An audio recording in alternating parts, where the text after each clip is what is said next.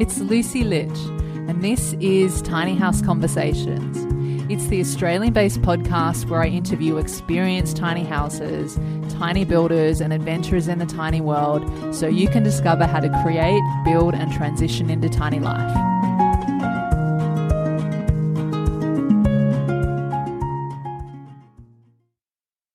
Welcome back to Tiny House Conversations. Today I'm speaking with Colin and Megan, who are experienced tiny houses living in Brisbane, Queensland, in what they call the Serenity Tiny House. They've lived in their tiny since late 2019, and during this time they've added a shipping container, which Colin has set up as a woodwork shop called Serenity Woodcraft and has been taking on a few small jobs as a hobby. And in this conversation we talk about the three-part process of their tiny house build, how Colin and Megan created and designed their tiny house plans, including what software they used, what kind of trailer they built their home on and why they chose this option, how they found land to park their tiny home on, how much rent they pay, and why it's important to build a relationship with your landowner and local community. We also talked about what they love most about living the tiny way of life and so much more. I can't wait for you to hear this conversation. You'll really feel the generosity and the passion come through when hearing both of them speak. So let's go chat with Colin and Megan. Hi, Colin and Megan. Welcome to Tiny House Conversations, and thanks so much for being here with me today.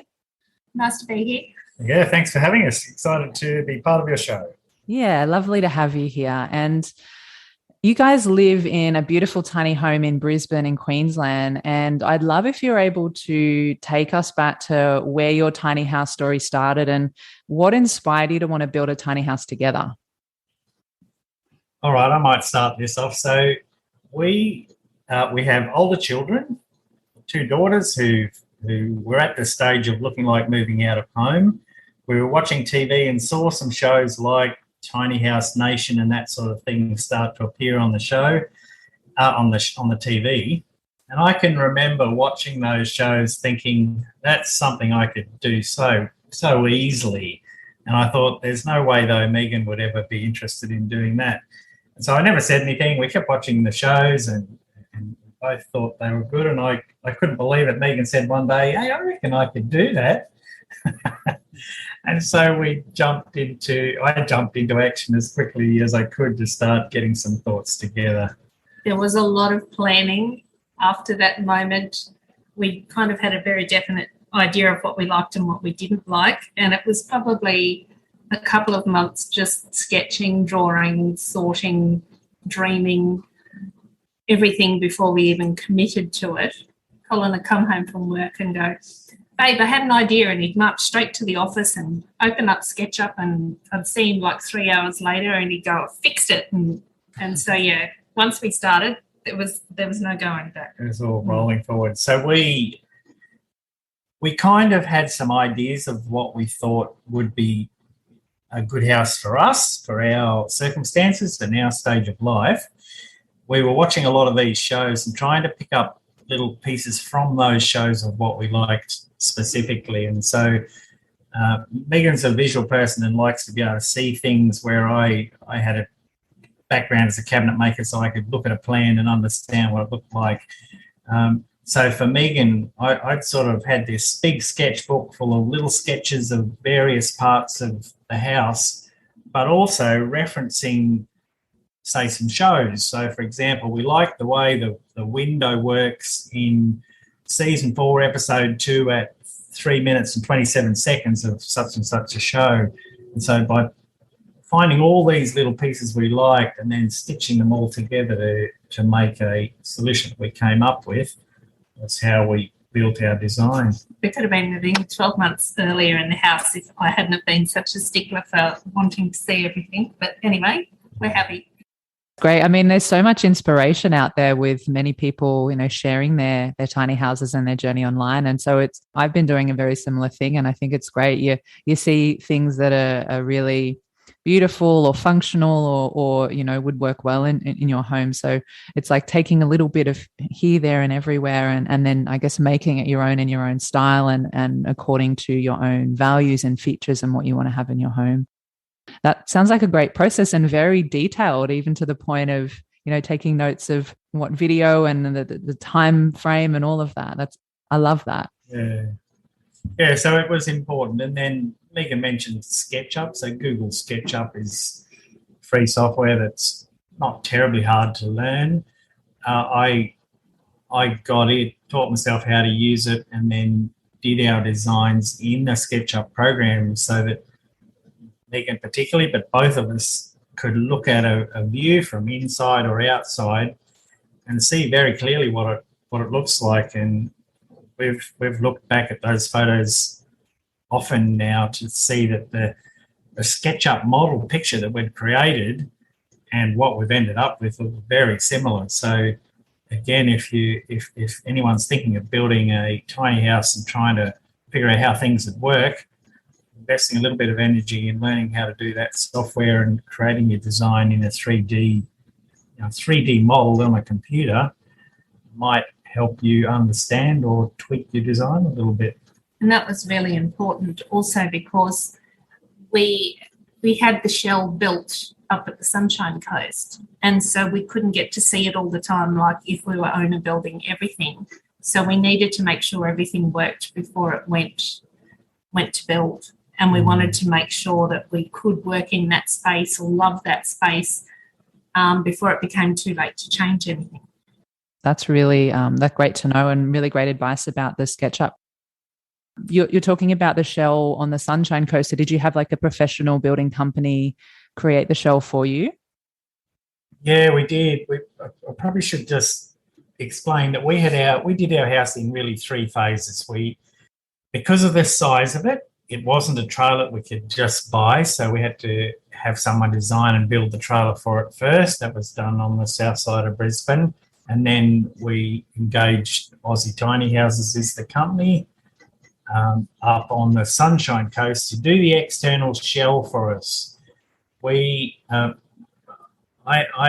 had the trade as a cabinet maker and understood building, but I probably knew enough to know that I didn't know enough to build the building part of the tiny house strong and properly designed and everything else. And so for both getting a good job done as well as a time issue, we elected to outsource the external frame. And so it came to us completely locked up externally, painted and all, but internal was completely bare. No electricity, no plumbing or anything. And so we started at that point and we did the rest ourselves.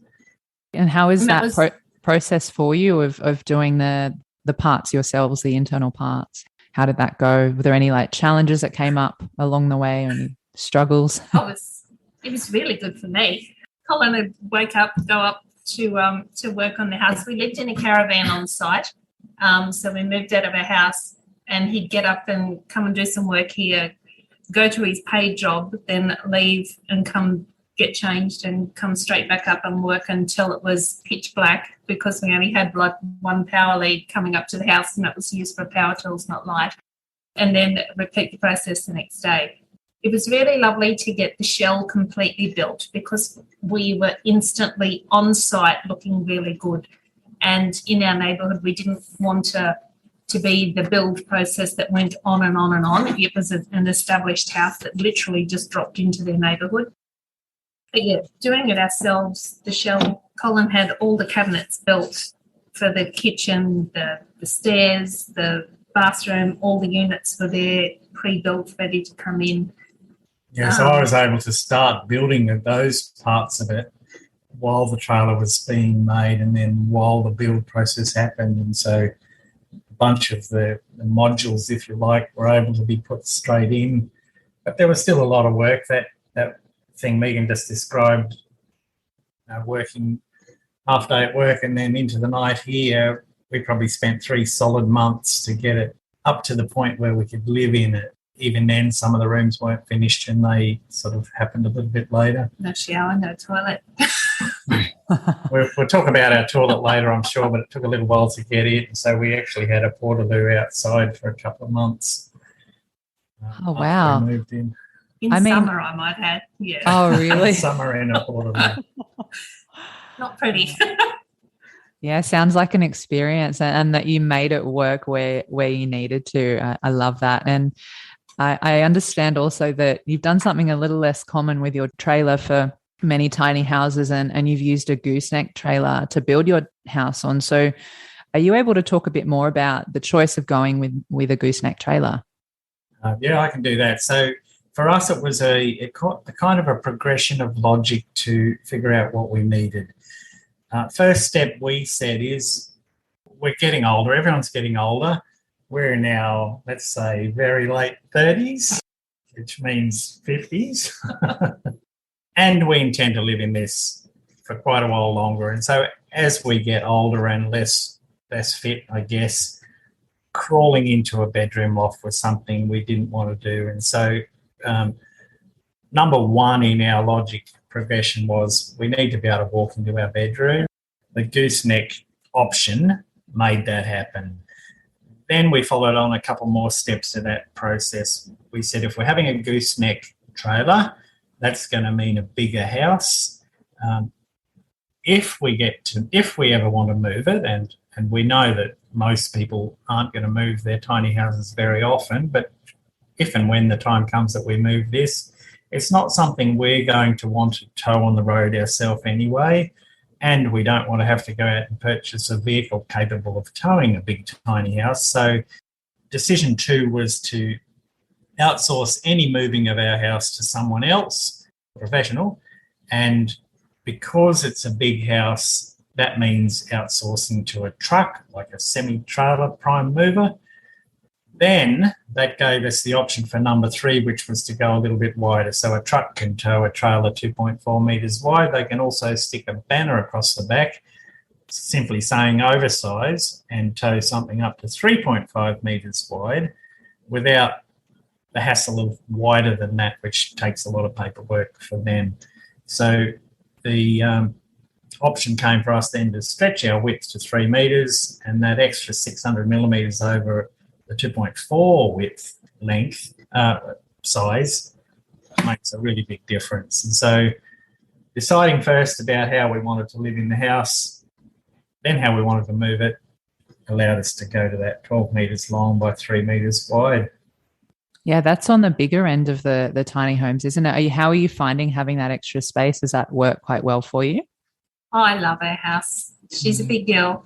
But as Colin said, that extra width makes the world of difference when you've got some people in here. When we were up talking to our builder, they actually had a 2.4 metre wide and a 3 metre wide one that were in framing upstage. And I popped in and kind of had a look around the 2.4 one, then went into the 3 metre one, and I actually just kind of went, and I just sat on the floor. And I can remember one of the guys coming in going, "What are you doing, Megan?" And I said, "This is me sitting on my lounge with this extra room in between me and the other wall." And he just laughed at me, and he learned very quickly that I was quirky. And but again, it comes down to visuals. So it's an amazing difference. Like our daughter's moved in with us just the last couple of months, and so we've squeezed an extra person in here with extra paraphernalia, and it's been a breeze. To have 3 adults living in the house, we were surprised how easily we have done it with Emma here. Considering that we haven't really set up for a second bedroom, like we built the house for us, we realised that people with families do live in here, but we don't often get guests because both the girls lived in Brisbane, so we didn't really need to provide a bedroom for them. But she's fit in very well with a lot of staff, and we're still smiling. Yeah. I love it. No massive fights yet. No, everyone's still happy. So far, so good. That's so good. And I'm wondering, so you were talking just before about you built the internal structure of your home, and I'm curious, what kind of materials did you use, and where did you source your materials from? Were they like higher quality materials? Did you use any salvage materials? What was that like for you? So ours is all definitely in the higher end. We're thinking of this as our forever home. Mm-hmm. Being in a tiny home, you still can have a forever home here, so we wanted to have it nice and done well. The look inside we wanted was the VJ lining board look. We looked around at getting timber versus the MDF versions of that, and ended up with the MDF sheets. There's a couple of reasons we went that way. They are probably easier and quicker to install, but they're more stable and won't sort of crack over time, and the joints open up so the paint lines become visible. So the inside look is with the VJ board look using MDF. Kitchen cupboards are all done really well. We have marble on our bench tops. That sort of shows you the type of finish we have in here. But we didn't do that straight away. We had really crappy bench tops with screws in them for handles until we could kind of afford what we wanted. Like we knew what we wanted and we were prepared to wait for it. Like we didn't just get this instant look. It's been a progressive buy and save, work, get it done. And that's been a bit of a tactic for us, do what we could to start with, but do the remainder of it as we made the money to pay for it. So plenty of tiny house people are looking to do the same thing, and you can certainly live in a partially completed tiny house. Moving on in the house, though, there are a couple of recycled or reclaimed pieces that really were more for not to save $1, more for the value of having the older things. I think the bench we're sitting at here was an old bench that was in a shed on the property here, and we were going to build something and saw it, just fell in love with it. The open shelves over our kitchen were a piece of old wood we got from a reclaiming place, and there's a few shelves and things in the bathroom that came from my grandfather's antiques thing. So they're more sentimental value than just simply trying to save by reclaiming. Yeah, and I think it's nice to have some meaningful features like that, what you're talking about in your home too, and it really puts like this personalized spin and feel and essence in the home that you've built. So that's really beautiful.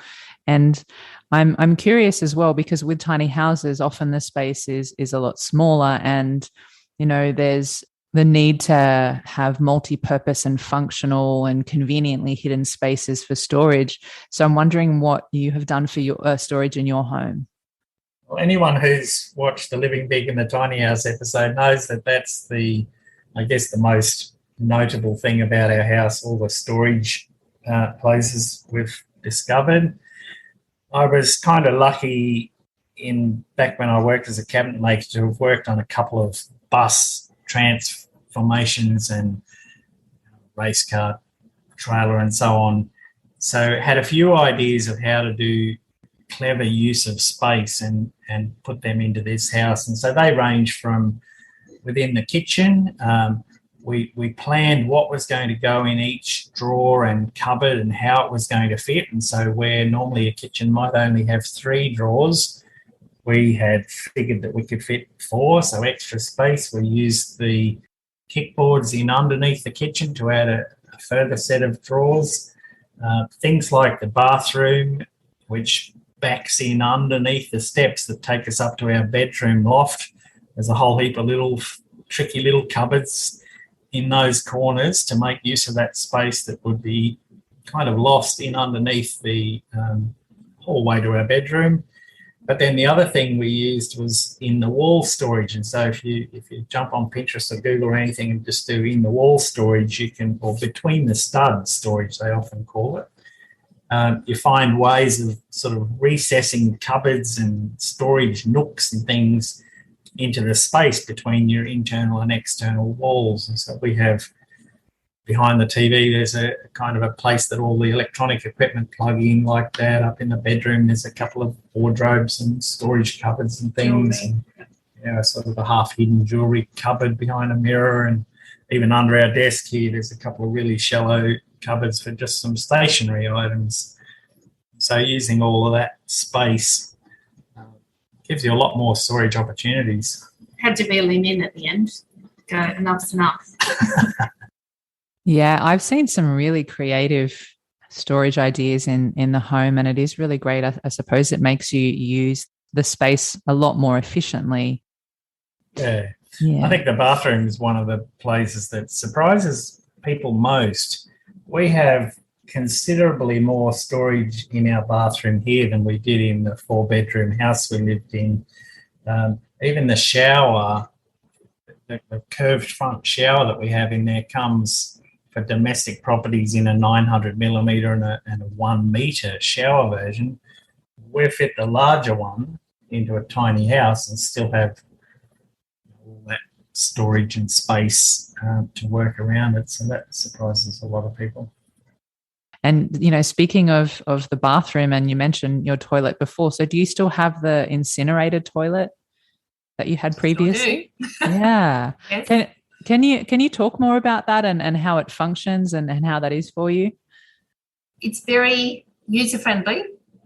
A lot of people kind of get a bit nervous when they think they've got to use this toilet. They think they're going to be sitting on something that's burning, and the first time their family came, there was Googling and drama and all sorts of things. Basically, you open the lid, pop a paper liner in, which comes from the company. Everybody sits down to do their business, and then you close the lid and push a button, and it just drops into an incinerating chamber below. It has an extraction fan, and that is the only noise that it makes. So I'll just clarify, when Megan says the incinerating chamber below, that's literally sort of straight under the bowl. So this thing's a fully self-contained unit the size of a regular toilet that will dispose of that waste. And the good thing about it is that it burns it down to just ash, like you would have in your fire pit outside. For two of us in the house here, we would go 6 weeks probably without needing to empty it. And when we do, there's, I don't know, like a soup plate amount of, I shouldn't talk about it on soup plates, but about that much ash. So it's clean, it's easy to use. One of the benefits of it, I think, is firstly for people nervous about composting toilet solutions and dealing with that waste. But I think there's a bigger benefit, and that's for many of us who are looking for someone else's property to put our house on, to be able to go to that prospective landlord and say, we'd like to put our house on your property.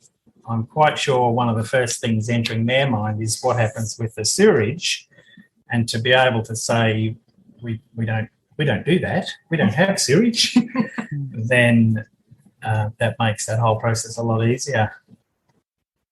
Mind you, we are on the grid and are very aware that it would take a little bit more power to run off grid. True. Yes. So ours is an electric-powered incinerating toilet. The company, which comes from Norway, but has distributors in Australia, have a gas-powered one for people wanting to try the off-grid option. I'm still not sure at this point if the gas version is approved for sale in Australia yet, but I keep hearing it's imminent. Well, I don't keep up that much anymore, but we had heard it was imminent in Australia. So apparently solar-powered systems can power this thing as well, but presumably it does consume some electricity, a fair bit of electricity to burn. Do you know the name of the company that you use for that one? Because I could put the link in the show notes for people. Yeah, definitely. Cinderella Incinerating Toilets it is. There's probably the main importers in Melbourne, a place we deal with. We could send you through that link anyway. Oh, that would be great. Thank you. Yeah, because I think, some people might be interested in having a look at that if that's something that they'd like to explore for their toilet option. And so you mentioned that you're on the grid. Do you have any plans to go off the grid at some point, or are you happy just how everything is set up for you at the moment? Tell you some thinking behind this as well. What we have here, I think, is a tiny house example of something that anyone could live in. I personally think a lot of tiny houses sort of probably go to an extreme level which would alienate a lot of people, a lot of non-tiny house people. Our example, we can show any regular person and they would say, wow, I could do that. And that includes to be able to have a couple of big televisions in the house and be able to run the air conditioners without worrying about the batteries running out. I think that's certainly important to me, and I think us. So we're on the grid for both water and electricity. However, in saying all of that, down the track, if we move away and we can find a location where we can put some solar cells up rather than under the trees that we currently live here, we have definitely no objections to going off grid, but we're happy to make a small improvement to our environmental footprint without needing to show an extreme version. I hope that's making sense how I've just described it. Yeah, that makes absolute sense, because you're right, like just what you mentioned, it can be a daunting thing for a lot of people in terms of, especially if someone was to try and go off the grid straight away. I mean, I know a lot of people do it, but like you're saying, there's a way to make things more accessible for more people. And, you know, some people can start that way and transition off the grid, and others find that they just want to keep it that way, and that's totally fine as well. And I think it's just, finding what works the best for your situation, and also, I guess, considering what is most important to you and just living in alignment with that. So that definitely makes sense, and a good thing to highlight to people, because you do see people, and there's lots of solar panels, there's composting toilets, and if it's for someone that is interested or curious about this way of living, but maybe it's a really big jump from where they are now, living in a city in an apartment or something like that, there is I suppose a stepping stone of accessibility. So I love that you said that. And I'd love to also go back to, you know, some of the design features of your home. So is there anything that was a real non-negotiable for you both that you really had to have in your home? And what is your favorite feature in or around your home? Megan might talk about it in a moment, but Megan loves to cook, and she's a very good cook. So a good kitchen was her main point. Non-negotiable. The non-negotiable point. So really, it is the centerpiece of our house, I guess. It's literally in the center, but it is sort of the largest area. The non-negotiable I mentioned before was to be able to stand up in our loft. We also enjoy watching TV, movies and stuff, and so to be able to still have a large TV and a nice area to watch that sort of thing was important to us. Megan mentioned the loft. Ours is more like a mezzanine. If you've seen the pictures or the video, you kind of see that the loft doesn't go across the whole end above the lounge room area. It's opened on one side. That for us was a spare spot for either a guest, or perhaps down the track some grandkids might live up into there. Any non-negotiables you can think of? Not just the kitchen. Just the kitchen. Oh, and a good toilet. Oh no, I guess we should say the deck outside. Since the Living Big in a Tiny House show, we've completed the deck and have a roof over it with lights and a fan and everything up in it. Especially living in Queensland, but I think key to our plan of making living in this a success was to allow that we would want indoor-outdoor living. And so to be able to utilise that deck, and we often find ourselves out sitting out there for hours at a time, have meals out on the table, out on the deck as well. So again, I think realistic is a word I haven't yet used, but it's important, I think, in people designing their tiny house to be realistic about how they're going to live and what they're going to need. And so, for example, if you were to go too small and cater for the fact that you might have wanted to live out on a deck or stand up in your bedroom, maybe the solution you come up with won't work for you. I've often said we've watched lots of shows on the TV. You know, you'll see a show coming up on Tiny House Nation saying family of 5 live in a tiny house, and then 6 months later on that Tiny House Hunters show, you see that same house up for sale. So clearly there was not a lot of realistic thought going into that house. So I think that's really important. Yeah, definitely. Lots of great things to consider for sure. And I think also having a deck, you know, it allows you to bring the outside in and allows you to have even more space, and especially when you're entertaining people, and it pushes you, I suppose, to be outside more and be more in presence and connection with nature. So I definitely see the benefits of that. And is there somewhere to dry your washing too, because accumulate a lot of washing, and it's not fun having washing in a tiny house while you're trying to live in it at the same time. I can imagine. Actually, I was just going to say another thing about tiny houses and deck that we didn't comprehend at the start of our plan was, in a normal house you would have eaves overhanging your windows around the perimeter of your house. So if rain comes, you usually race around and close all the windows on the side that the rain's coming from, but you can leave the other windows open. We found fairly quickly that you can't do that in a tiny house standing by itself. And not only can't you let some air in when it's raining, if it's raining, your wet shoes and wet everything else literally ends at the front door. And so you're always tramping wet stuff into the house.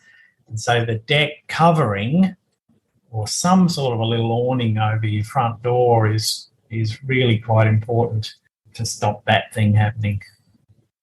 That's really great advice too, and something to definitely good to consider from the beginning. Is there any, you mentioned before, so you added your deck after you moved in. Is there anything else that you've added since you moved in and been working on? Yeah, so we've added a few things. Outside, we've embraced veggie gardens a bit more, and so we've built up a fairly nice little veggie garden. We've also got a little flock of chooks, our 7 chooks, and a nice chook house for them. I've added more recently, got a 20-foot shipping container and have set it up now as a little woodwork shop. I kind of wish I'd had it as we were building the house, but things came back the front. For me, that's a little kind of a hobby thing for now, somewhere to store our tools and do a little few projects. But later on, as I get more like retirement age, it'll probably be a little bit of a sideline business to make a few little things and to keep me interested as I'm sitting around doing nothing at home during retirement. I've called that Serenity Woodcraft. We've got a little Instagram account started for it. And I've done a few little projects already, including a kitchen for another tiny house. So that will happen over the next few years.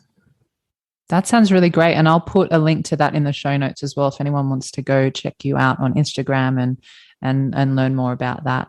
And I think it's great also because you mentioned before you were a cabinet maker for a while, and then I suppose you've both designed your life according to, you know, how you want to be living and what you want to be doing each day, and to have like a hobby on the side like that you've also got experience and expertise in, and that's, I think, very much in alignment with this tiny way of living is really, really nice. And I would also love to know, how did you find your parking space for your home? Or do you own or rent the land, or are you parking on someone else's land? So we don't own the land here. We're working at a school. We're both working at a school, same school here in Brisbane. The story of how we came to the land couldn't be more unlikely, I guess. We'd started our downsizing in the house we were at, and Megan had sent an email around to the staff in the campus she works at saying, I've got some stuff to give away or sell because we're downsizing. Come and see me if you want some stuff. And one of the other teachers came along and said to her, what's going on? What are you doing? And she said, we're getting a tiny house. And that woman went away. In the meantime, I'd heard from a different lot of colleagues about this amazing property that this other family teaching at the school have. You know how when you get excited about something, the fear of a no is so overwhelming that you don't do anything about it. And I'd heard about this property and I thought, I should ask them, but oh no, what if they say no? I'll be devastated. And so I'd never done anything about it. Next thing, the woman came back to Megan and said, can't believe the words, we would love it if you would consider putting your house on our property. We both just about fell over, and we came and had a look. We hadn't even seen it by then, and we were just gobsmacked. And the little bits of footage you see on the on the YouTube show or on the Instagram page Megan runs, our big tiny house. It's an amazing property. We just can't believe. It's still very close to everything. So Yeah. you get the best of both worlds. Wow. So it feels like we're in the country here, but literally 2 kilometres across the crest of a kind of a little rise is the main motorway through, well, it's the Pacific Highway, which goes literally all around the country, and another 2 k's. So that's Brisbane, Macrobat, the Garden City Shopping Centre, one of the biggest shopping centres in Brisbane, and where we work is just there too. So we can't believe how lucky we were. Yeah, I love the sound of how that turned out for you. And do you mind me asking, like, what kind of arrangement do you have with the landowners? Because I know it varies depending on the situation, whether it's financial, whether it's, tending to the land or doing other odd jobs, or even a combination of both. So how does that work for you guys? What kind of exchange do you have? Yeah, so for us, it's a really good relationship we have here. We do pay some rent, and I guess it's around $100, which is around what a lot of people pay. But it goes much further than that. We are able to look after this corner of the property for them. The husband of the family does some travel, and so he might be away. So having us here in close proximity to his wife and their children is peace of mind for them. I go away occasionally myself as well, and so to have them here near Megan, if she was at home by herself, is also peace of mind. And I bring the kids home from school. Yeah, since their kids go to the school where we're working, we're able to bring them home. So there's more than just a financial transaction. There's a lot of kind of community bartering, I suppose, is the word you'd use. Colin will see them doing something down in their yard, and he goes, "I'll just pop down and see what they're doing and see if they need a hand."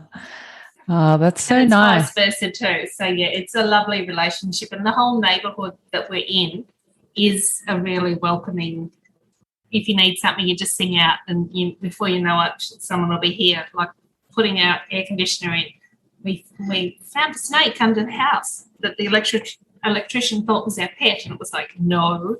And a quick call out to the neighbour, and over he comes and relocates the snake for us, and then he'll go, "Cole, I need a hand doing something else," and Cole will scamper over the fence. It's a beautiful little community to be in. Yeah. I want to talk a bit about neighbourhoods and living like we do here. Now's probably a good time. For many people living in a tiny house, they do so in what we call under the radar. So council, not having gone through council processes.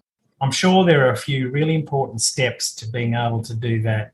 One of them is to get on really well with your neighbours, because councils typically are aware that people are living in tiny houses but aren't necessarily going to action anything about moving them on unless there's a complaint.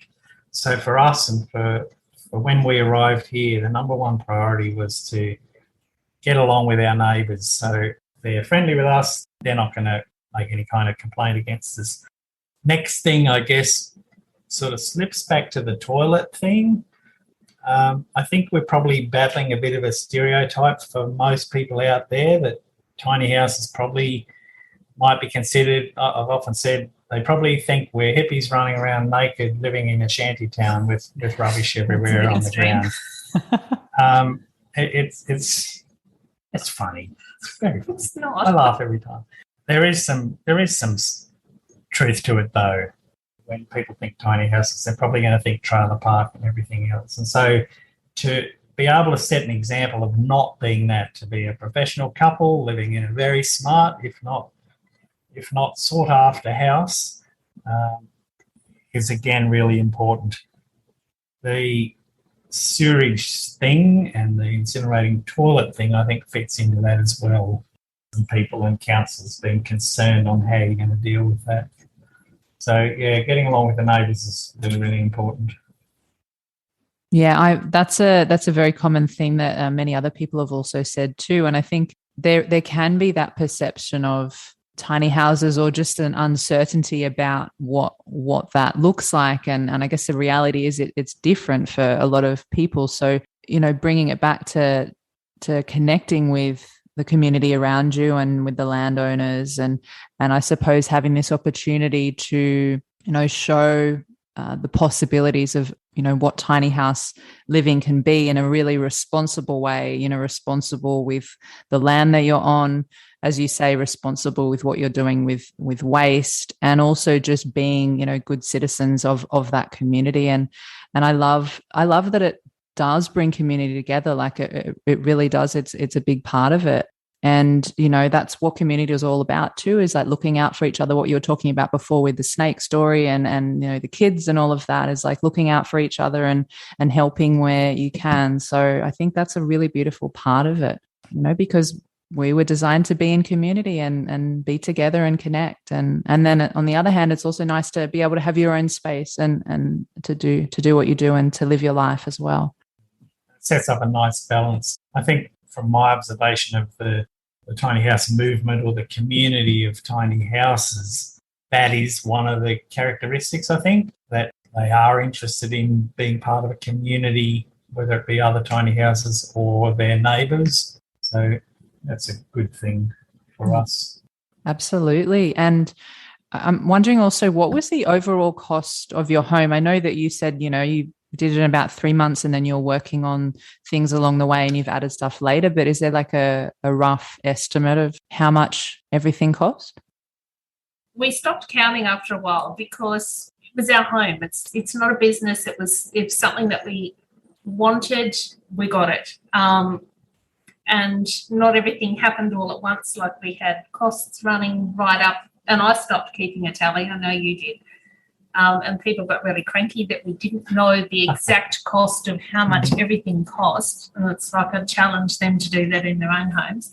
But yeah, it's a bigger house, so it's going to have a bigger cost. And now I'm going to hand it over to Colin. So my answer, without putting a real number on it, is because we did so much work for ourselves, it's hard to even kind of estimate the value of that labour. And I know that's true for anyone and anything. We got, just for a bit of reference though, we got the house and trailer for $100,000 exactly. The trailer was 34, the house was 66. The shell of the house was 66.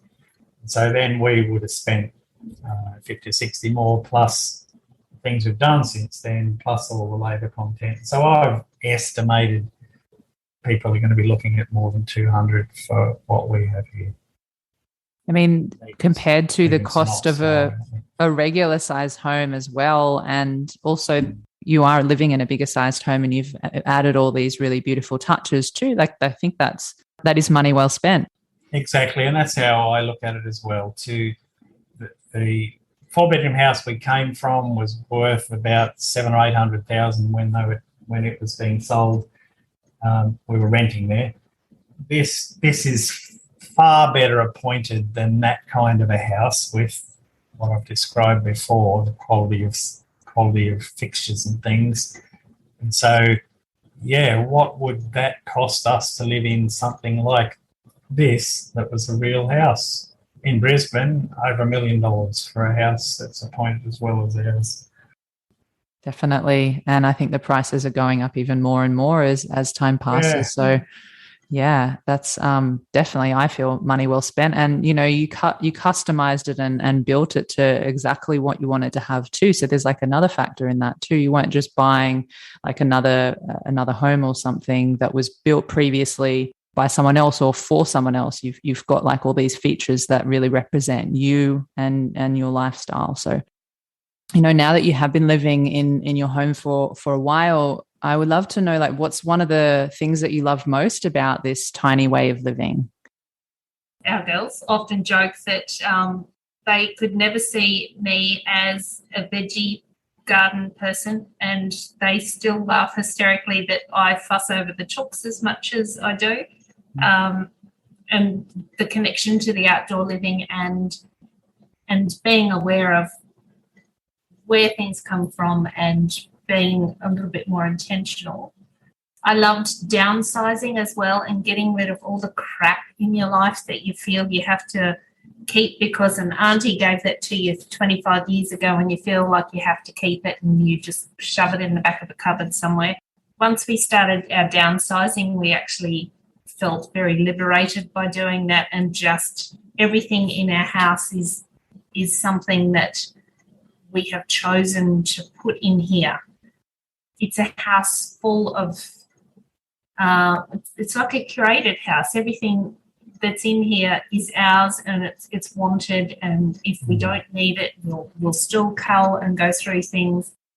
I used to be a person that wanted all the things, and the girls would joke that when I carked it, that they'd fight most over my entertaining cupboard with the 20 platters and all the cups and the glasses and everything else.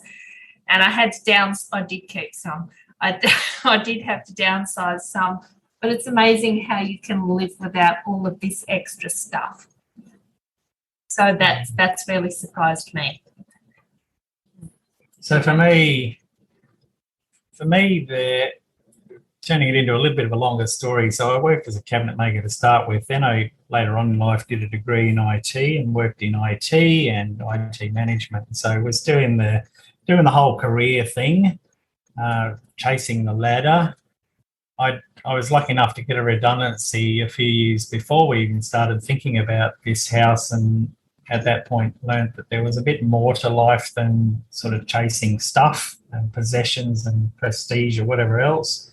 And then the house kind of unfolded out of that to really amplify that feeling for me even more. And so now I work as a groundskeeper at the school that we've mentioned a couple of times, and I find that such a relaxing way of life. I say I've got the best office in Brisbane, looking out over the field that I'm mowing. I've got no meetings to attend to or politics to worry about because I used to work in government. So then that translates the same thing coming home here. The house is easy to care for. We can do a spring clean in an hour, and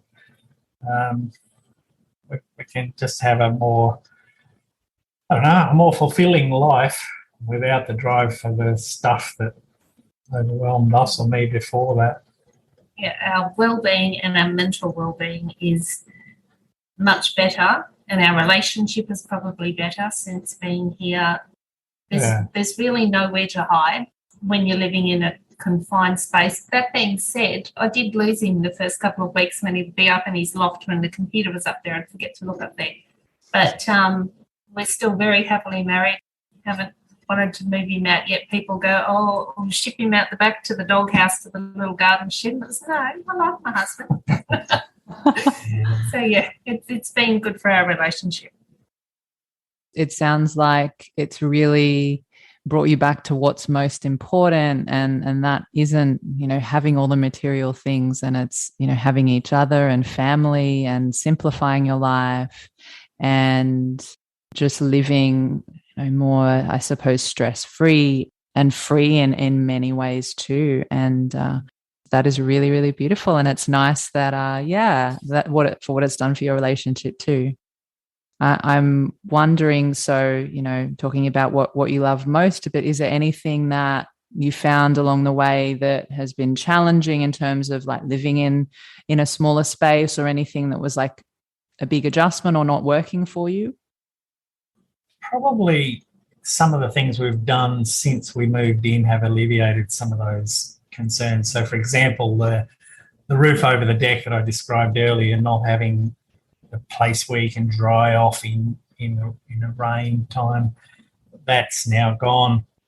For me, the workshop shed out the back has been really good. So even the finishing off projects I'm still doing inside and on the house, to be able to go out there and have the machine set up and do the job has made a lot of difference. I've thought about it before and may have set that up earlier, it would have been great. So do you feel like those kinds of things, like if you, looking back, are those the kinds of things that you wish you knew back when you started your tiny building journey, or is there anything else that comes to mind as well? I think the workshop bit would really have been good. So our trailer, being a semi-trailer, the wheels are larger, like semi-trailer wheels. So it's about 1 metre off the ground. I used to store all of the tools and things that we were trying to work using the house underneath there, so it would be forever crawling in and out. So even if I'd had a little garden shed with some stuff set up, although shipping containers right now they're expensive to buy, but $2,000 ordinarily you'd get a shipping container which is solid, it's watertight, and it's really good. Yeah. So if someone was considering doing a build like we did, where they're doing a lot of that work, to be able to efficiently and easily access their tools would be a good thing. Hey, Megan reminded me of a thing I would change. Oh, yeah? I made one little error in the plans, and that was the length of our bedroom up in the loft part, on the gooseneck part. We were sleeping on a queen bed, and I don't know how I got it wrong, but it ended up a couple of 100 millimetres too short, so that on a queen bed mattress there was about 200 millimetres or 20 centimetres if you use that between the wall and the bed, and that just wasn't enough. So we went back to a double bed, but like Megan said, we like each other, so that's okay. But yeah, I should have checked. I don't know where I went wrong, and had I checked, maybe that could have been different. So check and check again. I think the old trade cash line is measure twice before you're cutting once. Yeah. Check your plans several times before locking it in. Yeah. I came home and he was sitting on the steps looking like someone had kicked his puppy. Oh. And I just suddenly thought, what's happened? Something major's gone wrong. And he just started apologising, going, I've made a mistake, because we had bought our queen mattress from the other place and it obviously didn't fit, and he was just so upset that he'd mucked this up. But it was just a little speed bump. It was just fine. And it works around the double bed mattress now. It's just a mistake that I beat myself up a bit more than I probably need to. Yeah. Well, I guess it's worked out anyway nicely. But Colin and Megan, as we wrap up the show today, I know, Colin, you've mentioned a few times your shipping container, the woodwork shop, Serenity Woodcraft. I'm wondering if there are any other projects coming up for you this year, or is there anything else that you'd like to share with everyone that's listening today? Well, projects, as Megan said, is to really put the final touches on this. It's the year of the lounge. The year of the lounge. We've got a lounge that we had in the other house here in front of the TV at the moment, but we want to have a really good, I guess, sofa bed lounge made to fit the location. So that's been put off towards the end of our projects. In the workshop container, just finish off the setup of that, and then, like I said, start to do a couple of little jobs. Changing one of the windows to be a better fire escape. Oh, true. That's a point. So one of the other projects I'm going to finish up, for those, again, who've seen the photos or the show, the bedroom windows are fairly small. They're 600 millimetres high by 1,500 wide. And we put them small because we weren't sure where we were going to end up, and privacy in your bedroom and so on. We have become conscious, though, that if in an unlikely scenario that a fire were to happen, say down in the main part of the house, we might be stuck up in that bedroom. And so I'm going to replace one of the windows with a taller one that will also incorporate another kind of a tricky storage compartment sort of underneath the window, where there'd be one of those rope ladders that you'd chuck out. So it'd be probably 2 metres off the ground, so you probably wouldn't want to jump or fall out that window. But for us, it's going to give a little bit more light into the bedroom and view out of it. But more importantly, that sort of safety aspect of if something went really wrong and we had a fire here. It's all these things that we kind of, after living in the space, it's like any space, you want to tweak it and think you can make it better. So we're still just finishing off that list.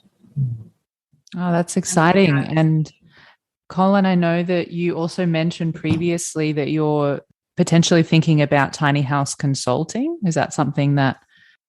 We're certainly...